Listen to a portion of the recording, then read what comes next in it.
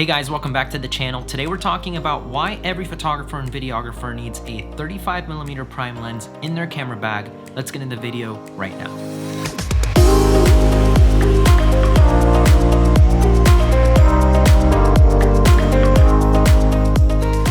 So I probably had this lens, specifically this one, this Sigma 35mm 1.4 art lens for about 3 to 4 years now. And literally 95% of my content as far as photos and video stuff is pretty much shot on this lens. And there's a good reason for that, so let's get into it right now. So one of the main reasons that a lot of people find this focal length really attractive, and I feel like a lot of people tend to use it, is because of the look itself. 35mm is honestly such a flattering focal length that studies show that it's pretty much closest to the human eye. So it already right off the bat looks really natural to people, especially when they see themselves on your camera or they see themselves being filmed in that focal length. It doesn't look too zoomed in or too wide. It's just like a really happy medium, and I agree because I never get tired of that focal length. Everything looks really natural in it. And the truth is, I've done so many different types of photography with this lens because I've honestly tested it in so many different fields. I've used it for real estate detail shots, lifestyle photos, portrait shoots, couple shoots, engagements, weddings, product photos, because one of the key things about this Sigma art lens is it has a really close focusing distance, so it's pretty much like a macro lens. And again, 35mm is really natural, so getting really close to your whatever you're photographing, whether it's like a ring or a product, is not gonna really distort at all. And then one of the biggest life-saving things about this lens is that it stops down to 1.4, so that means that it's gonna be really great, and it is in low light. So many instances, especially like weddings, where there's so many things you can't control. It's not something like this where I can control this scene however I want. Having the capabilities to drop down to 1.4 is really a lifesaver because it just saves you from having a really noisy image. The difference from 1.4 to 2.8 could be the difference of like 12,800 ISO and like 3,200, which on most cameras is like pretty doable. And I shot this for the past 3 years on a 5D Mark IV, which isn't like the low light king, I've noticed. And it does okay, but this was always something that would save my photos and give it a really cool artistic touch at 1.4. Again, a 35mm lens I've realized is like so versatile even when it comes to videos. I use this for lifestyle video shoots, real estate videos, wedding videos, and all the B-roll that you see on this channel is usually shot handheld on my camera with this 35mm. Again, it just works for everything. It's pretty much just gonna be always like my go-to lens if I don't know what I should take on for a certain project or a certain shot, because 9 times out of 10 it's gonna look really natural and really good on this lens.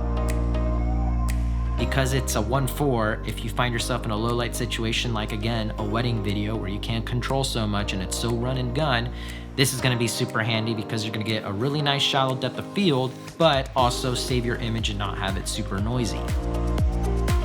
This is a super small 35mm lens, and the great thing about that is you can mount this on a gimbal, and it's one of the smallest lenses and lightest setups that I own whenever I'm using my Ronin S. Because whenever I have my 16-35 or even my 24-70, it's just a lot heavier, and this thing is really small, so it's so much easier and so much nicer because it's gonna be easier to maneuver.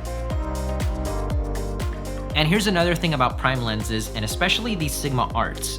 They're typically super sharp. Sometimes I look at this 1080p video I shot, I'm like, this looks like it was 4K compared to like if I shot it on another lens.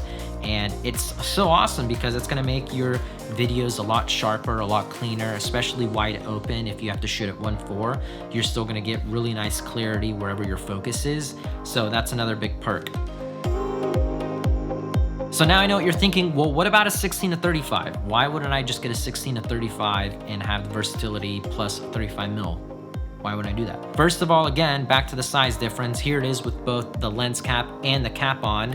It's gonna be so much smaller than a 16-35. 1.4 is gonna let in a lot more light than 2.8. And typically zoom lenses, especially some older ones, are not as sharp as say prime lenses. So you will get a sharper image out of this lens. And the last point is the price difference. This is like a $600 or $700 lens. You could probably get it for $500 used.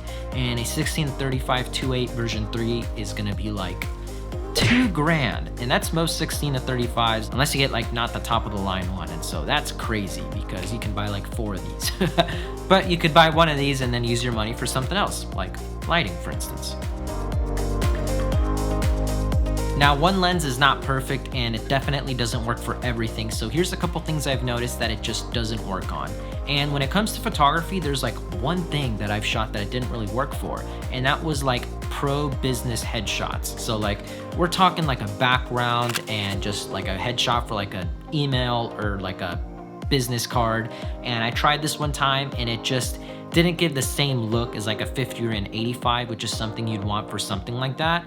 But now a lot of businesses and a lot of like real estate agents and a lot of people that I work with actually prefer doing more lifestyle headshots, which are not just like in front of a boring background. They kind of want it more in the field in the moment with like some depth behind them. And a 35 is a perfect lifestyle lens for that. And then the last thing it's not gonna work on is if you obviously need something that needs a wider focal length. For example, real estate photos. And I know I said that earlier, but this is what I meant by that. So you could use a 16mm for interior shots. That's what I use, but then I like to put this on and stop it down to like 2.0 or 2.2 to get a really crisp, detailed image of all the details in the house, whether it's like the kitchen, the oven, the sink, any pool details. Basically, this is gonna be my detail lens. And now, with all the new cameras having like even better autofocus, the autofocus on this is even more reliable, because whenever I would shoot with this lens on my camera, and I'll link this up here to mirrorless versus DSLR, if you're using a camera that has like a phase detect contrast-based autofocus, I've noticed that that's when this could miss a couple times, but then when I would use live view on my camera, my 5D Mark IV, it utilizes dual pixel autofocus like this camera is using right now, and it would never miss. It was always super reliable, even at like wide apertures. So final thoughts, if I were to choose one lens for the rest of my career, it would be this 35mm lens or 35mm focal length in general, because I know that I could continue doing all the work that I do with that lens, no problem. And I could do these videos. I would just have to sit a little farther away and be perfectly fine. So that's pretty much it, guys. I hope you guys enjoyed this breakdown of all the photos and videos and content I've shot with this 35mm. If you're on the fence on buying your first lens or don't know what other versatile lens you should have in your bag, this would definitely be my choice. And I'm gonna link this one in the description, but I'm also gonna link some cheaper alternatives and some more expensive alternatives. But that's pretty much it for this video, guys. Leave a like if you enjoyed, comment down your thoughts, and subscribe if you haven't already. I would love for you guys to be part of my channel, and I'll see you guys in the next video. See ya.